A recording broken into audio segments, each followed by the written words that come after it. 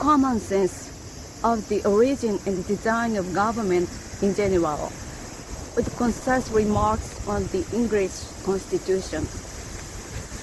Some writers have so confounded society with government as to leave little or no distinction between them, whereas they are not only different but have different origins.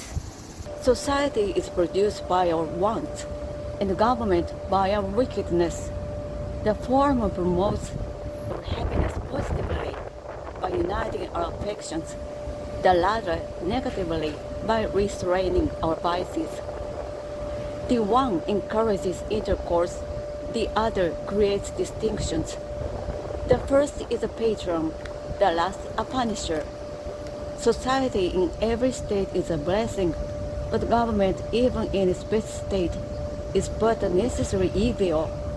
In its worst state, an intolerable one, for when we suffer or are exposed to the same miseries by a government, which we might expect in a country without government, a calamity is heightened by reflecting that we furnish the means by which we suffer. Government, like dress, is divided of lost innocence.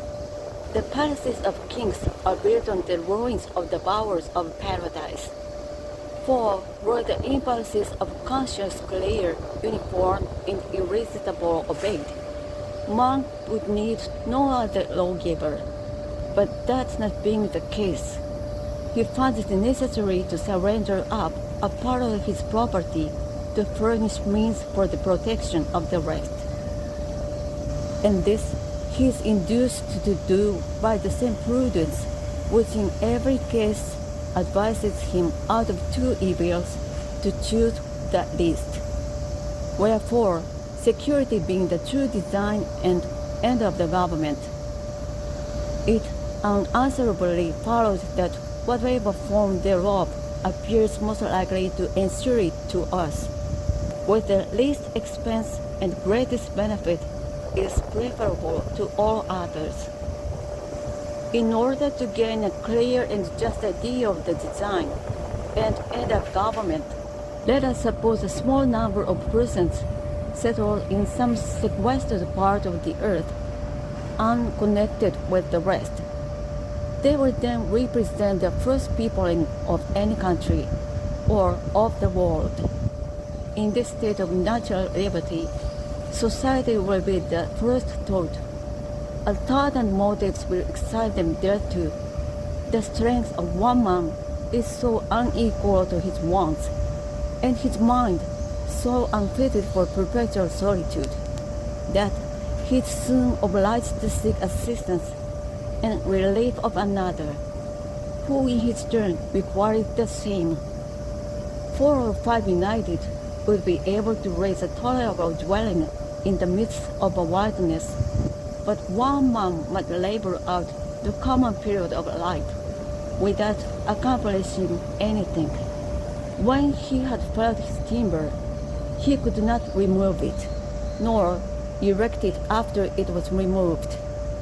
Hunger in his meantime would urge him from his work, and every different want call him a different way.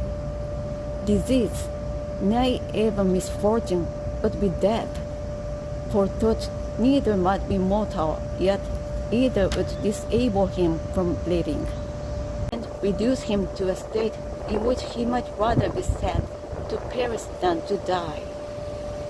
Thus necessity, like a radiating power, would soon form our newly arrived emigrants into society, and reduce him to a state in which he might rather be sad to perish than to die. The necessity, like a radiating power, would soon form our newly arrived emigrants into society, the reciprocal blessings of which would supersede and render the obligations of law and government unnecessary, while they remained perfectly just to each other. But as nothing but heaven is impregnably to vice, it will unavoidably happen in proportion as they surmount the first difficulties of immigration, which bond them together in a common cause they will begin to relax in their duty and attachment to each other, and this readiness will point out the necessity of establishing some form of government to supply the defect of moral virtue. Some convenient tree will afford them a state house, under the branches of which the whole colony may assemble to deliberate on public matters. It is more than probable that their first laws will have the title only of regulations and be enforced by no other penalty than public disesteem. In this first parliament, every man by natural right will have a seat. But as the colony increases, the public concerns will increase likewise, and the distance at which the members may be separated will render it too inconvenient for all of them to meet on every occasion as at first. When their members were small, their habitations near, and the public concerns few and trifling. This will point out the convenience of their consenting to leave the legislative part to be managed by a select number chosen from the whole body, who are supposed to have the same concerns at stake which those have who appointed them, and who will act in the same manner as the whole body will act where they present. If the colony continue increasing, it will become necessary to augment the number of the representatives, and that the interests of every part of the colony may be attended to.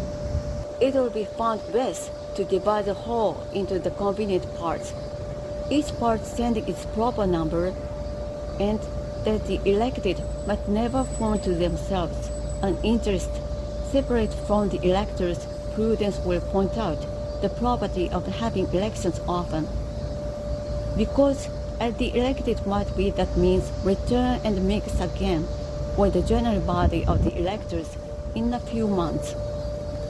Their fidelity to the public will be secured by the prudent reflection of not making a road for themselves, and as this frequent interchange will establish a common interest with every part of the community, they will mutually and naturally support each other.